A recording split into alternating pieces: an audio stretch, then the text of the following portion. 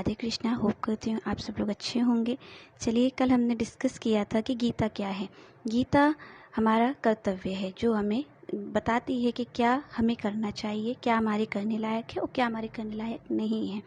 इस पर हमारी चर्चा कल हुई थी कि गीता वो कार्य है जो परमार्थ के लिए किया जाता है। परमार्थ के लिए किया गया हर कर्म धर्मी होता है। और दूसरी परिभाषा अगर हम दे सकते हैं तो वो ये दे सकते हैं कि भगवान की प्रसन्नता के लिए जो भी कार्य हम, जो भी कर्म हम करते हैं वही हमारा धर्म होता है। भगवान की प्रसन्नता के लिए किया गया हर कार्य धर्म ही होता है।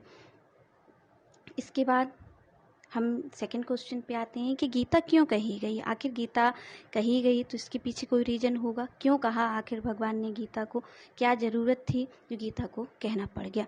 गीता क्या है? गीता, पहली बात तो ये है कि गीता कर्तव्य है और गीता कृष्ण और अर्जुन के बीच का संवाद है। गीता कृष्ण और अर्जुन के बीच की बातचीत को श्री भगवत गीता कहा जाता है, जो भगवान कृष्ण ने अर्जुन से कहा है, अर्जुन ने कृष्ण से कहा है। उन बातों को, उन बातचीत को, उसको हम गीता कहते हैं।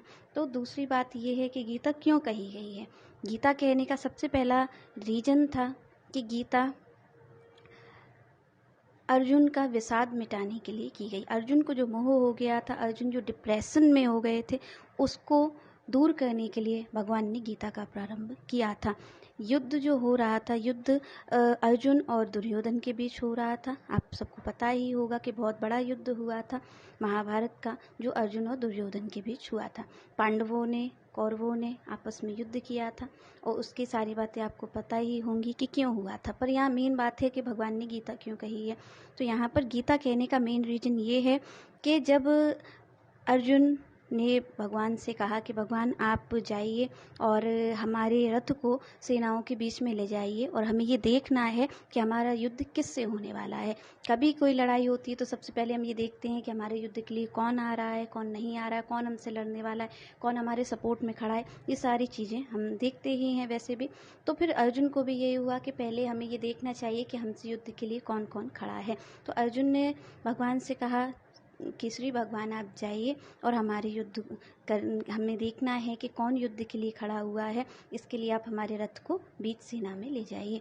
तब भगवान ने अर्जुन के कहने पर रथ को बीच में ले गए। जब अर्जुन ने अपने सामने अपनों को ही देखा कि ये हमसे लड़ने के लिए खड़े हुए हैं, हमारे मामा, चाचा, फूफा, सारे उनका जो परिवार था वो लड़ने के लिए सामने उनके खड़ा हुआ है, ये देखकर अर्जुन के हाथ पैर कँपने लगे। उन्हें टेंशन हो गई, डिप्रेशन में वो चले गए कि हम अपनों से युद्ध कैसे करेंगे।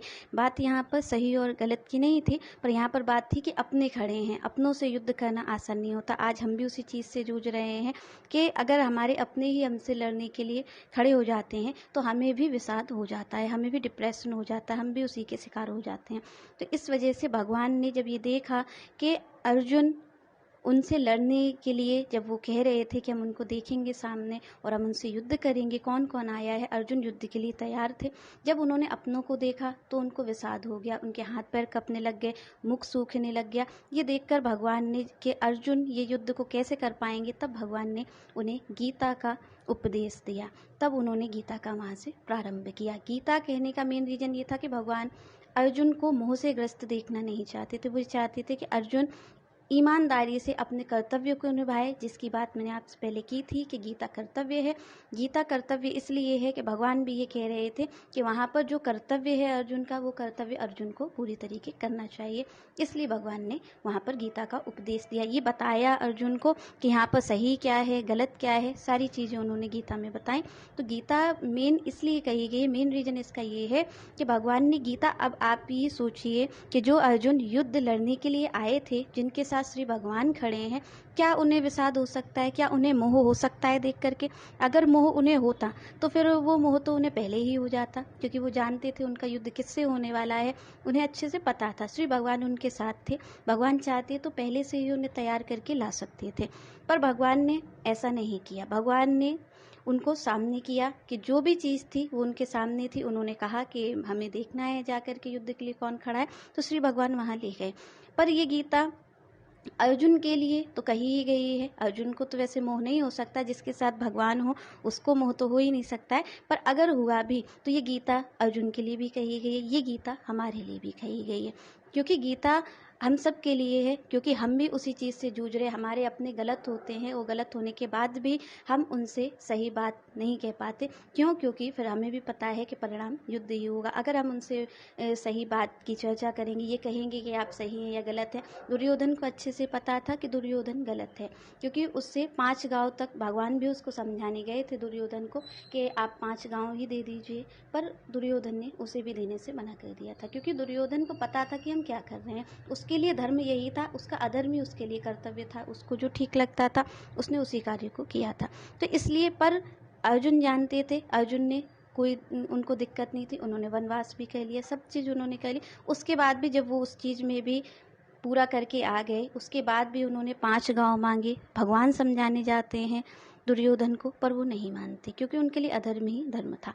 जब भगवान ने देखा कि ये अधर्म बढ़ता जा रहा है और यहाँ पर ये धर्म को जानते हैं, अर्जुन धर्म को समझते भी हैं, भगवान उनके साथ भी हैं, उसके बाद भी वो मोहग्रस्त हो रहे हैं। भगवान अधर्म कभी बढ़ने नहीं दे सकते, और वो ये चाहते हैं कि जो सत्य है उसे ही सारी दुनिया स्वीकार करे, चाहे वो कोई गलत हो, अपना हो या दूसरा हो, पर जो सत्य है वही सत्य रहता है। इसलिए भगवान को श्रीमद् भागवत गीता कहनी पड़ी, क्योंकि अर्जुन को मोहग्रस्त देख करके, मोह से परेशान देख करके भगवान के मुख से फिर गीता का प्रादुर्भाव हुआ है, क्योंकि उनको फिर गीता का प्रारंभ करना पड़ा है। आई होप आपको अच्छे से समझ में आ गया होगा कि गीता कहने का मेन रीज़न क्या था, क्योंकि अर्जुन डिप्रेशन में जा रहे थे। जिस डिप्रेशन के शिकार आज हम सब लोग हो रहे हैं, और डिप्रेशन के शिकार होने पर हम मोटिवेशनल के पास जाते हैं, सारे मोटिवेशनल स्पीकर से उनके पास हम जाते हैं, पर सबसे बड़ा मोटिवेशन हमारे ही पास उपलब्ध है, वो है श्रीमद् भगवत गीता।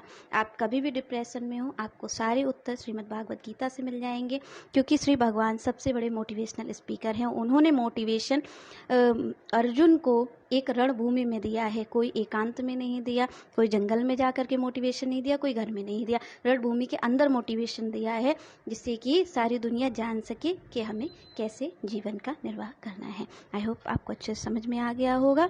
जय श्री कृष्ण, जय श्री राधे। Thank you.